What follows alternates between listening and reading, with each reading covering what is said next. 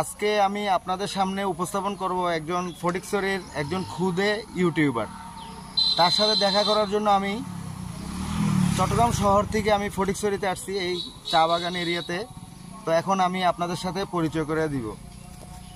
আচ্ছা, আপনার নাম কি? মোহাম্মদ আব্দুল্লাহ। একটু জোরে বলবেন। মোহাম্মদ আব্দুল্লাহ। আপনার ইউটিউব চ্যানেলের নাম কি?